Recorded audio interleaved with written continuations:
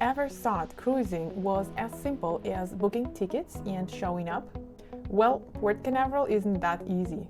As locals, we see it every day. Confused travelers, missed departures, last-minute stress. But here's the thing, it's all avoidable with the right prep. In this video, we're sharing 5 things you need to know before booking your cruise. This is the updated insider guide for 2025-2026 season. The best time to take a cruise from Port Canaveral. September, October. Tempting prices, but it's hurricane season. Fall is the time for the lowest fares. A week in the Caribbean can sometimes cost less than a hotel in Miami. But this time is also known as the peak of hurricane season. That does not mean that your cruise will be cancelled. Most of the time, the route is simply adjusted and your ship will be redirected to a safe port. In reality, this happens much less often than people think. And by late September and October, the weather is usually quite stable. The downside is you still need to stay flexible. And if you worry about it, travel insurance is a good idea. Winter time. And I would say winter is from November to February. It's a beautiful season, holiday magic, but crowds and higher prices. A Christmas or a New Year's cruise feels like a fairy tale. Ships are decorated with Christmas lights, festive dinners, and holiday shows. Keep in mind though, this is the most expensive season and the number of families with children is at its peak. Still, it's totally worth it. Plan your Christmas cruise in advance and you won't regret it. If you want something quieter with lower prices, then consider November, January, and February. The crowds are gone, prices drop, and the Caribbean is still warm. Spring, March to May, the golden middle ground. By March and April, it's already warm, around 78 to 82 degrees. The sea is calm and humidity is moderate. Life on board is more relaxed compared to the busy seasons, especially after the end of spring break. It's the perfect time for couples or families without kids. And here's the bonus. In spring, you can see manatees in the lagoons near the port. A rare chance to spot these gentle sea cows in the wild. Although on our tours, you can see manatees any time of year. We know the right spots. Summer, June through August. Sun, heat, and afternoon storms. Summer in Florida means high temperature and high humidity. Most afternoons bring short but powerful tropic storms. Swimming and sunbathing are wonderful, but it's best to plan your excursions in the morning, or at least first half of the day. Summer is also part of the hurricane season that starts in June, and by August the risk is even higher. On the other hand, prices are significantly lower than in winter, and the water is perfectly warm. For families with kids, this is the most popular time. If you are worried about the weather, check our other video about Florida weather and plan your vacation with peace of mind. Final tip: combine your cruise with a rocket launch. Port Canaveral is right next door to NASA and SpaceX. And you can imagine sipping your morning coffee on deck while a Falcon 9 rocket takes off into the sky above the Atlantic. There's nothing quite like it. That's always a thrilling view. You can check the rocket launch schedule on Kennedy Space Center or SpaceX websites. If your dates match, then your trip instantly becomes much more memorable. Where to stay before and after your cruise from Port Canaveral. Budget. Best Western Cocoa Beach. Affordable, with a pool and breakfast included. Great for families. A 7-minute drive to the port. Motel 6 Cocoa Beach. The simplest overnight option. It's affordable, but the rooms are on the older side. A 9-minute drive to the port. Airbnb or apartments. You can often find studios with a kitchen for about the same price as a motel if you book early. Downsides. Budget hotels sell out quickly during rocket launches and in high season. Mid-range. Hampton Inn and Suites, Cape Canaveral Cruise Port. Less than a mile from the terminal, breakfast included, pool, fitness room, and a tiki bar. A safe and solid choice. Spring Hill Suites by Marriott Cape Canaveral Cocoa Beach. Very popular with cruisers, a good balance of price and comfort. A 5-minute drive to the port. Holiday Inn Express Cape Canaveral by Ice G. Well located, reliable reviews and easy logistics. Within walking distance of the port, La Quinta Inn and Suites by Wyndham. Good value for money. Convenient if you are just passing through. A 9-minute drive to the port. Higher end. Radisson Resort at the port, the most famous pre-cruise hotel, lagoon-style pool, restaurants nearby, frequent shuttles to the port, needs to be booked early. A 4-minute drive to the port, Hilton Cocoa Beach Oceanfront, located right on the beach, with a restaurant and bar overlooking the ocean. A good choice if you want 1 or 2 days of relaxation before the cruise. 12 minutes from the port. Homewood Suites by Hilton Cape Canaveral Cocoa Beach. Modern, clean, comfortable, close to both the port and the beach. 2 minutes from the port. Country Inn and Suites by Radisson, Port Canaveral. Often includes handy park and cruise services. 3 minutes from the port. 4 Points by Sheraton Cocoa Beach. A unique hotel with a surf shop inside, fun and atmospheric. 9 minutes from the port. Many hotels offer park and cruise packages. You leave your car at the hotel and take a shuttle to the port.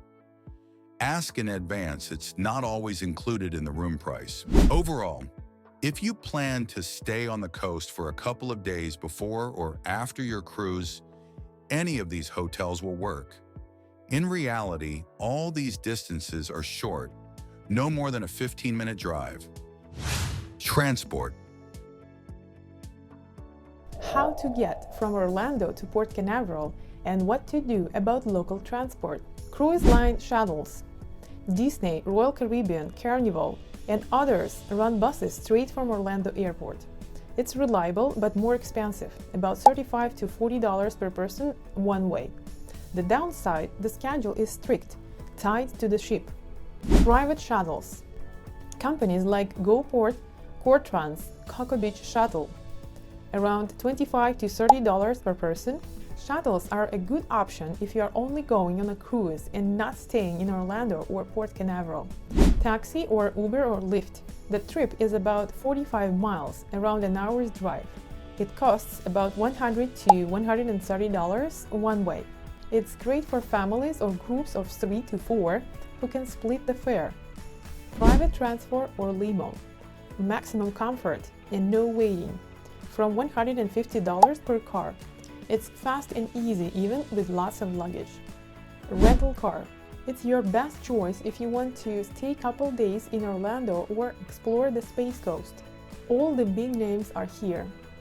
Offices are 5 to 10 minutes from the cruise terminals and all run free shuttles to the ships. Parking at the port is expensive. It's about $17 a day. Many hotels offer park and cruise packages. You stay one night, leave the car there for your whole cruise, and take their shuttle to the ship. The price is usually $10 to $15 a day, which is cheaper than leaving your car in the port. With the rental car, it's often easier to return it at the port before your cruise, and then pick up another one after. That way, you do not pay for empty days. And now let's discuss the local transport. If you're just staying one night before your cruise, just pick a hotel close to the port that offers a shuttle. Uber or taxi service is usually enough for dinner, stores, and a quick trip to the beach. You can even walk on foot.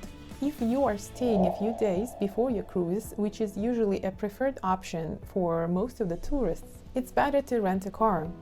You can explore the area, and believe me, there's a lot to explore here. Things to do before or after your cruise. Before your cruise begins, or after it ends, you might have several free hours and sometimes even a full day in the Port Canaveral area. And many travelers are not sure what to do with that time, and some just end up waiting in the hotel.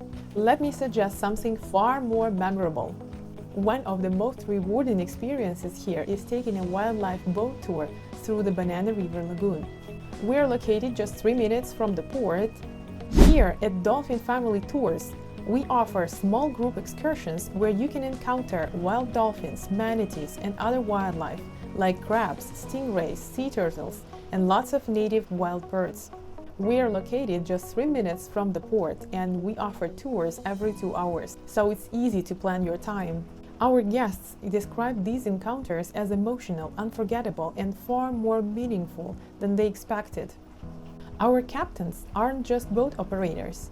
They are passionate local guides who love sharing stories about the area's wildlife, history, and hidden gems. From ancient islands and rocket launch sites to the surprising habits of dolphins and manatees, you'll hear things you won't find in any travel brochure. If you only have time for one local activity, then that's your best choice. Tours start every 2 hours and are very stable in terms of their schedule, so you can easily plan your time. Click the link in the description to reserve your spot or get more information.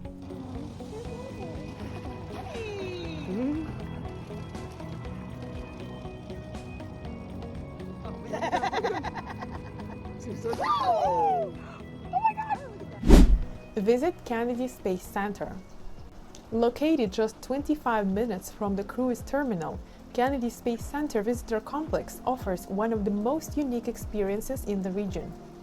It's home to iconic exhibits like Space Shuttle Atlantis, the Rocket Garden, and the full-scale Saturn V rocket. Interactive displays and educational films make it ideal for both adults and children. The complex typically opens at 9 a.m. and closes, depending on the season, around 5 or 6. Plan at least 4 or 5 hours to explore all the attractions comfortably. For the full experience, including the guided bus tour to NASA launch sites, arrive early. The last bus departs 2.5 hours before closing.